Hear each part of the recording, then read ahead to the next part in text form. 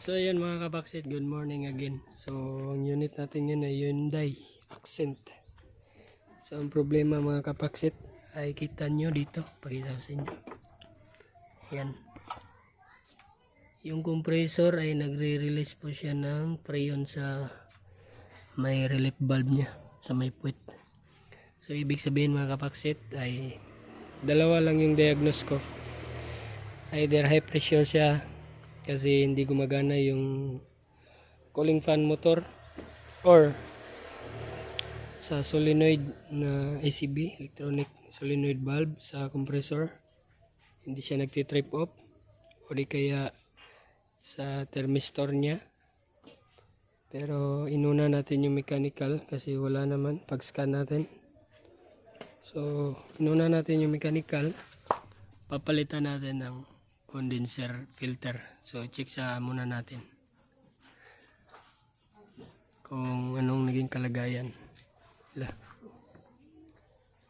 Yan, madumi nga to. So swerte to si ma'am, umabot ang kanyang aircon ng 7 years up to 8 years na ngayon pa lang nasira. Kasi kadalasan sa Hyundai, Kia 3 to 5 years nasisira na yung aircon. So, check nyo.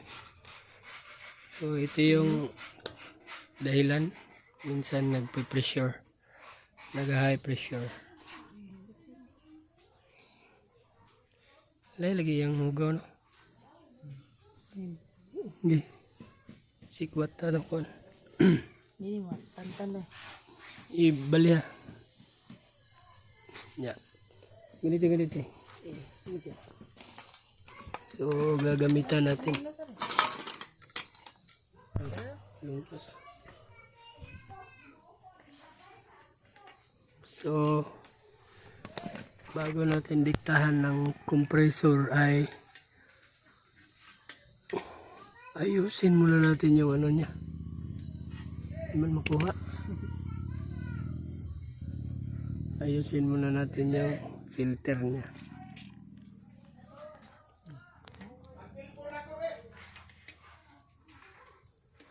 Alambre may angin son.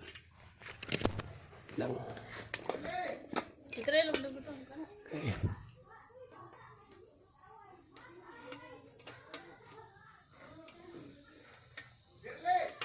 So, nahirapan tayo. Ihigda ta son.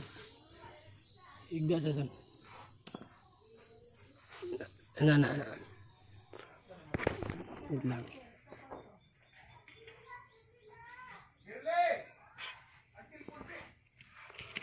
So, maba yung video natin. Cut muna natin.